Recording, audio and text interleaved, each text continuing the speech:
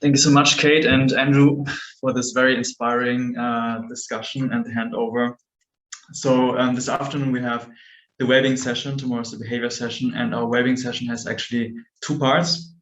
First part is going from now until 3:45 with Mirko Moro from University of Stirling and Simone Kühn from the Max Planck Institute in Berlin. Then we have a break from 3:45 to 4 o'clock, and then from 4 o'clock until 5:30 we have session part 2, which is with Dr. Marie Brigaglio from the University of Malta, Professor Tobias Brosch from the University of Geneva, and George McCarran from the University of Sussex. That being said, the first speaker today is Dr. Mirko Moro, University of Stirling. He's an associate professor in economics, and he's particularly interested in how individual decision-making, health, and well-being are affected by environmental changes. He uses mostly quasi-experimental methods for causal inference and has published widely on these topics, especially on energy consumption. I think you have papers on the winter fuel subsidy and also research project there, and you've also published on methods. And today actually talking about methods, and one method which I'm also applying a lot in my work, namely you talk about subjective well-being and environmental valuation, and especially about open questions. That being said, just before you start, we do 20 minutes for presentation always, and then we have 10 minutes for questions and answers. So 30 minutes per talk. So if you could relegate your questions towards the end, towards the last 10 minutes, that would be great. You can also write your questions into the chat, and I'll try to collect them and ask them to the speaker at the end of the talk. That being said, Mirko, we're very, very happy to have you here, and the floor is yours. Okay, well, thank you very much for having me and for the invitation to this great workshop. And yeah, it was very inspiring to hear from Andrew. I'm going to share my screen. Let me know if you can see. I cannot see you anymore, guys, Perfect. Because I have a Mac and this will be weird. So hopefully, I mean, my idea for today was, instead of presenting a new paper, I'll try to go through some of the reflections and ideas that I had, I'm having as one of perhaps of the early adopters of this method, and how we can think about this method more critically to perhaps improve it and compare it with other methods when we want to measure, for instance, the monetary valuation of the contribution of an environmental good or service to our well-being. I was very honored to hear that Andrew Oswald is very, likes my work so much. I hope he's not going to change his mind after this talk, because it's a very different talk than what I'm usually keen to do, because this is not a paper with regressions. It's really a bunch of slides where I try to, think about those assumptions that are behind our model and our way of doing things using subjective well-being. So, as I said, I would like today to invite us to think more carefully about what kind of assumptions, maybe sometimes an implicit assumption, we are using in our models and in our practice.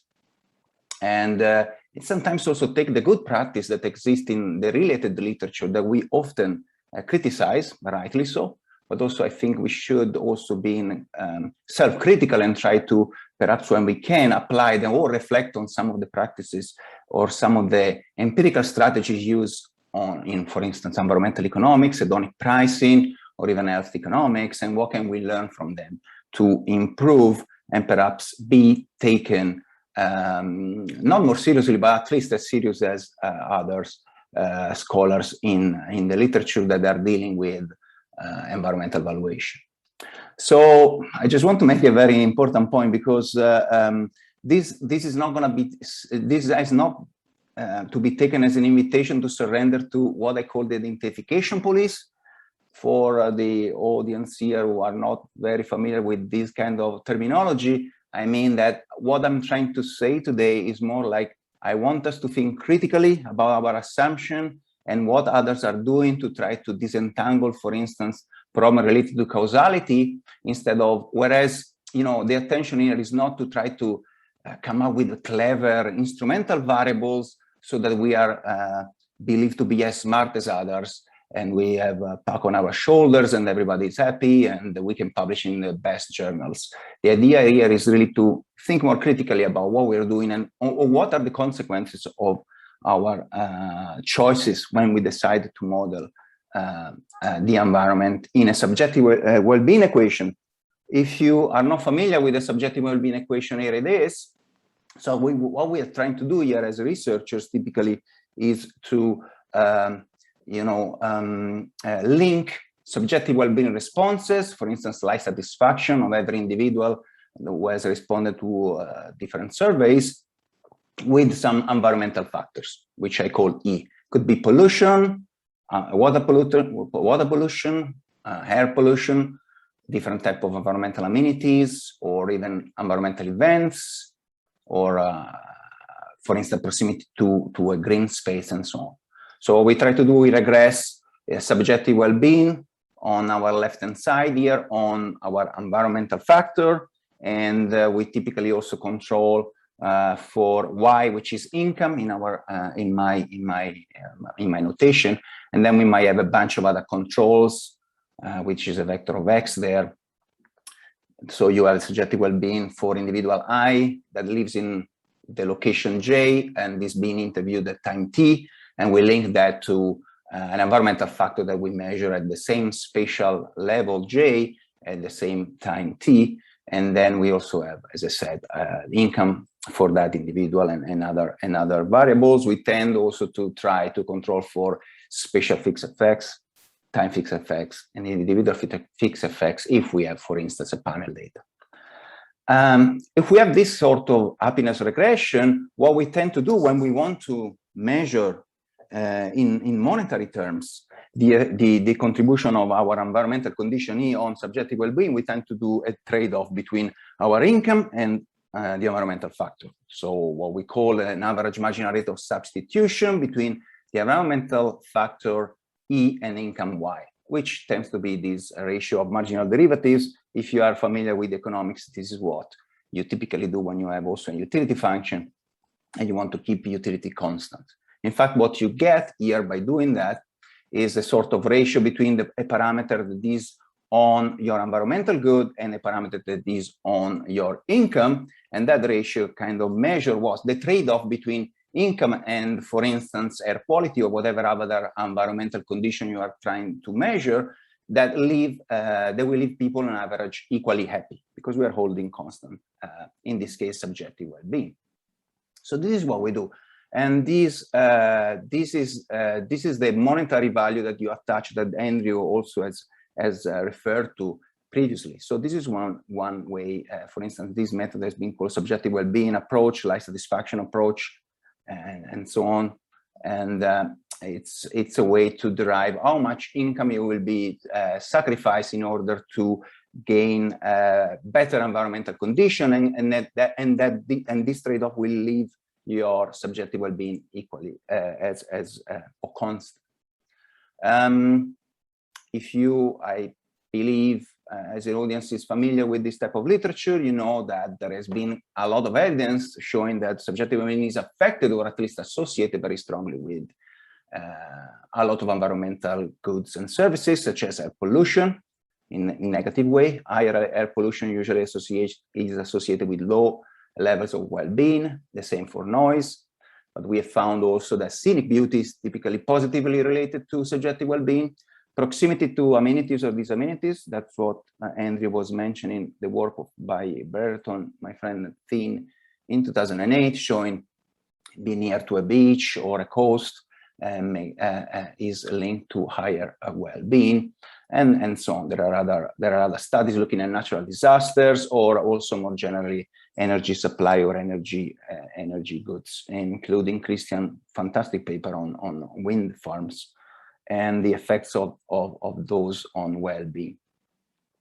So just to say that there is quite a lot of evidence that the environment is impacting positively on our well-being.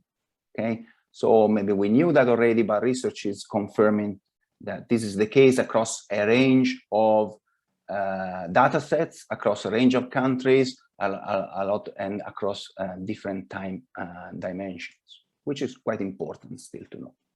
But let's go back to our subjective well-being equation, and what I want to try to focus is what are the assumptions, sometimes maybe even implicit assumptions, that are that we make when we want to compute our trade-off, monetary trade-off, and we run this sort of regression. For instance, the first assumption that comes to mind is that both the environmental condition that we want to study and income are exogenous. There is another assumption is that a researcher has to make a choice on how to spatially link the environmental condition and subjective well-being. In the case of Finbar, for instance, it was, it's kind of maybe automatic and it's pretty standard. You try to measure the distance between the respondent and the host, and try to see whether the distance is related to how people tend to answer these subjective well-being questions. But it could be more complicated, and there are consequences that sometimes are not trivial, depending on whether you have, for instance, air pollution or noise. I will talk about this as I go on my presentation. Again, there is another choice that has to do more with temporal dimension than spatial dimension, and is about, well, are we interested in measuring the variation of subjective well-being on a daily basis with variation of, for instance, air pollution on a daily basis? And how can we measure then in a meaningful way income if we have only daily variations?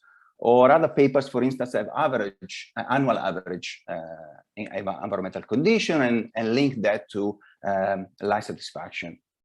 And what is the consequence of having these different temporal dimensions, and can we compare them across over different studies?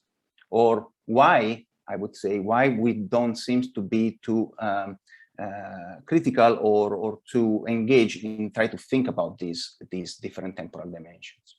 Maybe we are a little bit more critical in the whether environmental income are exogenous, but really this question of the temporal dimension and habituation, as you will see later on, is not really something that we have been engaged so far, and I would like us to engage a little bit more. And again, the whole framework here is really based on the concept of utility, and we are using, standard economics to derive a marginal rate of substitution. And I will challenge a little bit this later on if I have time.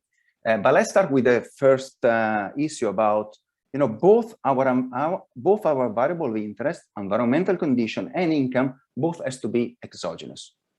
There is quite a lot of evidence, I would say, from related literature that I think we should take very seriously, that says that perhaps this is not the case.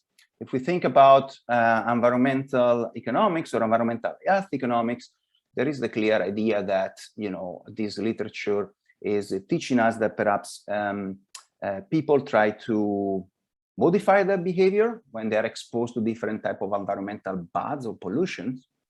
And in some cases, they will modify to the point to, for instance, sort themselves in different areas. And this is potentially problematic when you run a subjective well-being regression, because given that people are choosing where to live, you might have a big zero effect or a very small effect of environment on happiness, not because environment does not affect your happiness, but because you end up with people who are more likely to be less affected by pollution living where there is high pollution, and people who are more affected and more vulnerable to pollution try to escape and go away from pollution.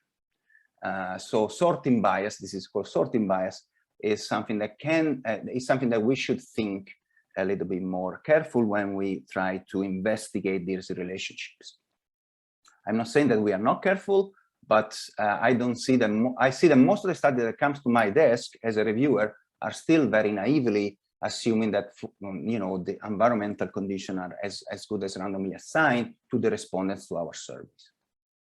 I don't want to go too much in detail, but I believe that this is a problem. You might say, well, some papers have found that in the environmental economics literature have found that whether you control for mobility or not doesn't change the results too much. Maybe this is true in one paper, but I'm a strong believer that if you really look deeply on environmental justice literature, for instance, or economic history, you will see that there is a strong evidence of people sorting and moving away, if they can afford to do so, moving away from environmental bads or environmental pollution. I would like to point you to this fantastic paper from Stefan Ibilic, who was one of my colleagues here in Sterling, published in 2021, where they see that environmental sorting on different neighbors was going on during the industrial revolution in 1800s in the UK. They have a fantastic data set showing that people who can afford to move away from downwind chimney close to coal-fired plants can do so, and they have done so. And what they are showing is that that sorting that occurred during the industrial revolution can predict two-day neighbors sorting by 20%. So 20% of the segregation that we see today in the UK can be explained by the type of sorting that was going on in the 1800s. So they were kind of very sophisticated people, but perhaps sometimes we pretend that we were not that sophisticated in the past. No, people who could afford to move away from very polluted areas did so.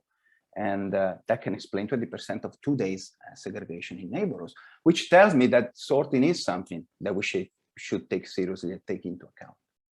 How environmental economics and environmental health economics has tried to tackle this or try to disentangle this? Well, adopting different strategies, for instance, try to find some natural experiments, basically policy shocks or wildfire, temperature inversion that abruptly changes the level of exposure of pollution, in this case, or by looking at before and after, for instance, the construction of an infrastructure or a green space, and following the individuals. I see very little of this being done by the subjective well-being literature, also because we have data limitation. But again, why don't I would like at least to acknowledge this more directly when we are dealing with our papers, and to be more serious, because sometimes it might be, as it is shown in this literature in environmental health economics, once you try to disentangle the causal relationship or try to solve for this bias, you will find typically that people are vulnerable to very low levels of pollution, much lower than what we think. So again, that's something that I think is important. Endogenous income, perhaps, this is the other variable. If we want to do a trade-off, we have income and we have environmental condition. We know that environment is not as good as randomly assigned to our respondents, but also income is not randomly assigned to our respondents. I think Andrew has a fantastic paper showing that happier people are more productive, and therefore probably they are enjoying higher wages because of that. We know that there is this reverse causality, but what do we do about it in our monetary evaluation paper? Well, not that much. I think there are very few papers. You can see my last bullet points here with like a Christian paper on the wind farm, but also Levinson and Luchinger papers on air pollution that really seriously try to disentangle both endogenous income and endogenous environment. What do I mean by endogenous income? Well, I already mentioned the idea of people, people having an income because they can, their mental health also allow them to have that income, and therefore you have this type of endogeneity. But again, you have papers that try to use. So again, what the literature is trying to do here is try again to find natural experiment or some tricks to identify people who have been assigned different type of income as good as randomly as possible, for instance, lottery wins or some other windfalls. Other papers that try to use instrumental variables, but there is no good news there. There are no very instrumental variables that are very, very good. I know the time is flying, but let me talk about the spatial link between environmental and subjective well-being very quickly here. It is important also to realize that once you have this kind of subjective well-being regression, you also need to assign the environmental factor to the individual respondents. as I said, sometimes this is trivial, but what about air pollution? We tend to, for instance, assign the pollution in the local area where the respondent lives. Is this always a good assumption? Well, implicitly, we assume that the place of residence is the only one that matters. But, you know, pre-pandemic, most of us tended to work away from our place of residence, being exposed, therefore, to pollution that was probably maybe also very different from the ones that experience where our home is. Commuting is probably one of the worst experiences, and is also one of the worst experiences because perhaps you're also exposed to higher level of pollution. And again, we are perhaps underestimating the impact of pollution on environment, on our subjective well-being. Of course, technology cannot probably improve this, but again, perhaps technology is only able to measure moment-to-moment happiness, and what is the impact of these on, for instance, long-run exposure.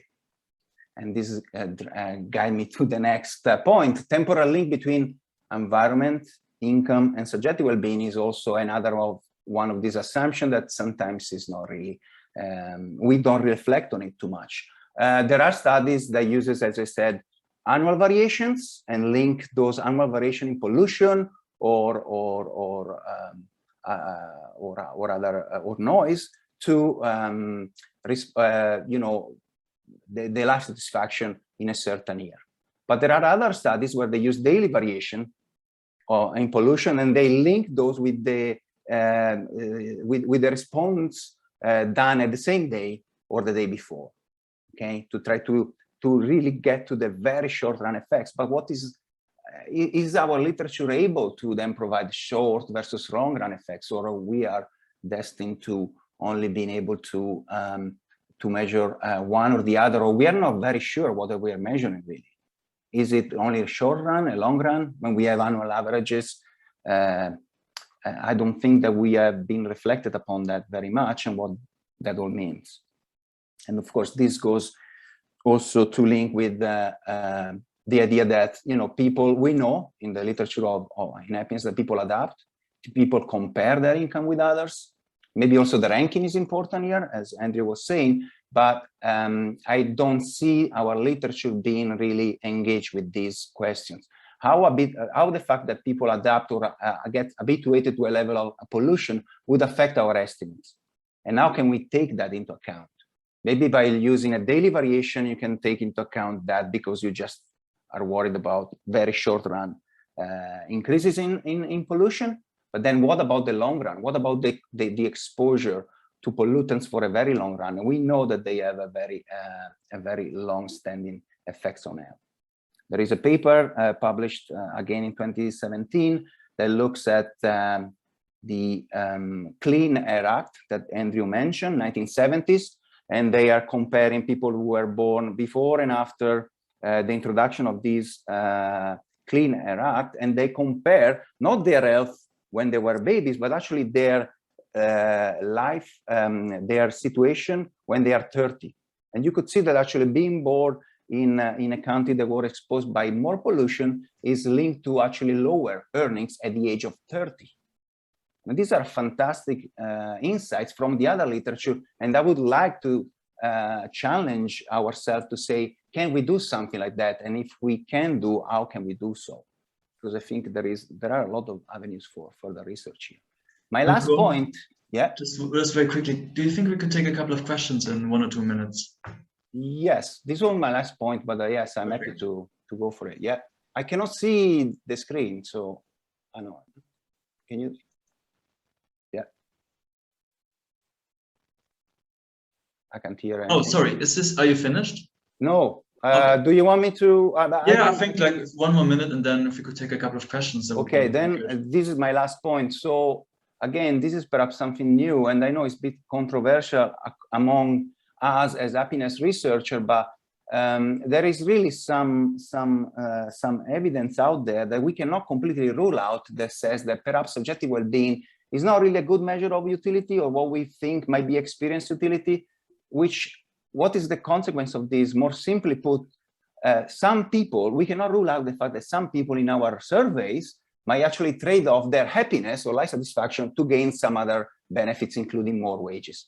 If they do so, that has an impact on our monetary valuation. It might not have an impact on the idea of it is important for subjective well-being, but it might have an impact on how we value, or not using subjective well-being as a valuation tool, because now our subjective well-being varies with our income, because some people actually are trading off some years of life satisfaction for a higher income for whatever reasons. So again, this will be my final slide, saying if we want our method to take seriously, I think we need to challenge some of these points, just some of the challenges that I think we are facing, and I think we can do something about it, or at least acknowledge them explicitly when we work on these.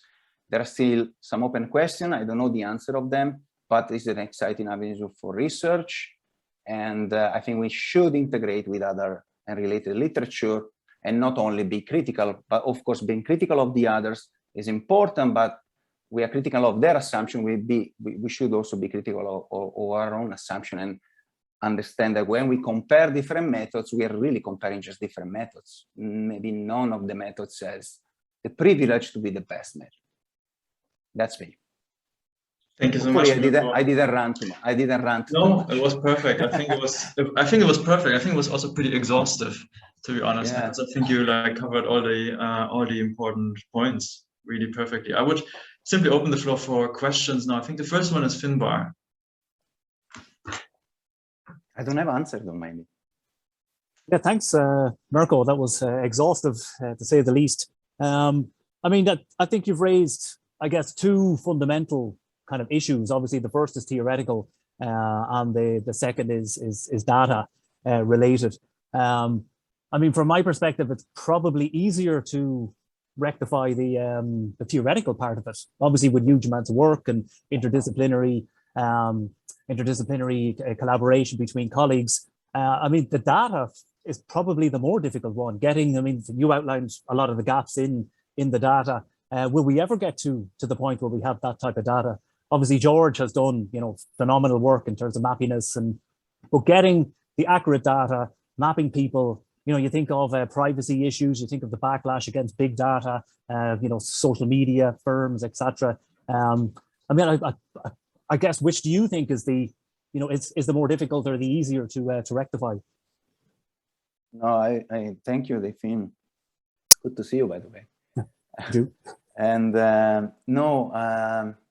yeah, I probably you're right. The data is very difficult, but as you mentioned, George and his approach to GPS plus with the consent of course the users, you can get something that is could solve some of these issues. But as I said, you solve an issue, but again, you need to be probably more clear in what you're measuring. You're measuring a very short run effect. And sometimes you might not pick it up because the effect is more of a long run effect, or you are just underestimating the long run exposure. But I agree with you. No, I don't know. But here again, maybe this will make us reflect that perhaps there is avenues for using methodology that are similar to George, or maybe use some other tools that big data offer us, as you said. Of course, now there are, rightly so, privacy concern, but again, perhaps with an anonymous data, you could perhaps, I don't know, on top of my head, I can say, maybe use come up with some sentiment index and link it to variations in local sentiment index from Twitter, for instance, and link it with some environmental conditions that are changing. But no, I agree with you. Some of these challenges might not be solved, but that's not too much. I mean, I wouldn't be too worried, but at least let's engage with them, or at least let's make sure that we understand what we are doing. Because also my papers are very naive on some of this stuff. I compare my results that are typically annual averages with Levinson paper, which is a completely different thing. It's a daily measurement of variation. I think next one is Andrew. Yeah. As you know, Mirko, and many people on this call will know, an absolutely key and very difficult issue is what's the true coefficient on income in a cause and effect sense within a well-being equation. So I'm interested in what you think is the answer to that, as it were, or the right approach. And I can tell you what I think after that, if you like. Yeah, How do you I mean, I would be keen to hear from you more than. But I mean, again, Andrew, as I said, I don't want to be seen as the identification police, so I don't think there is the right approach. There are different approaches. I would like us to take this more seriously, perhaps. I mean, as a reviewer, I see so many papers where people don't really engage with this at all. Perhaps sometimes just acknowledging will be important. But yes, what is the right approach? It is very tricky. You know, lottery winners, you have done it maybe a couple of times. That's one of the approaches. At least it invites us to have an idea. Okay, is income really important? And perhaps this is, you know, it will invite us to say, yes, actually, maybe the bias is downward if you use just household income. As you said before, what about comparison effects, for instance? I mean, in our trade-offs, we just use household income, but we know that people compare with others. Shouldn't we actually take that into account, and how? So how can you? We can't, you know, you cannot run an experiment and give people money at random. Again, I don't think there is a right approach, but perhaps we could engage with different approaches. I don't know whether this makes sense, Andrew. What do you think is the right approach? I suppose the main thing I'd like to say is that we need much more thinking and empirical work on that. And any younger researcher listening, I'd certainly like to recommend to that person that this is an absolutely vital issue, because if you do go into the Treasury, as I've had to do a few times, what they want to know is what's the happiness value in terms of pound notes. So we have to, we absolutely have to do that. And 50 years from now, I'm afraid I won't be around, but I think we'll have solved this to a considerable extent. I'd be delighted if I could know now how it was solved. I'm somewhat doubtful about the lottery winnings approach, even though I've used it. I mean, it's a natural thing to do, but I still have doubts, because when people win the lottery, my own view is that deep down, they don't feel they deserve the money. Right. Yep. In the same way that they feel they deserve it if they got a promotion at work and so on. I'm not saying the lottery approach is fatally flawed, but that imperfection concerns me. My idea to any younger researcher listening is that we should have exploited more in the past people who remain in the same job, doing the same thing, who get a substantial pay rise. Now, academics in many cases would be a good example of that. You can't just look at promotions, because people go on to a different level of stress if they're now in charge of 50 people. But anyway, this is a key area and will have to be solved in the next 50 years. I think, Leonard, is it a very important question? Otherwise, I would move on. It was a quick one, maybe. Super quick, and it's just a very quick one, because Chris, you wrote a paper that we should use that data for public policy. Now Mirko says all the data is a bit problematic. Is it way too early to use that type of data for public policy? Maybe that's one for later discussion, though. That's one for Christian. I think we should take this for later discussion. I think we can make meaningful advances using these data, because, you know, as Mirko has rightly said, I mean, we need to be aware of the, you know, methodological pitfalls, but you know, the other methods do have them too, right?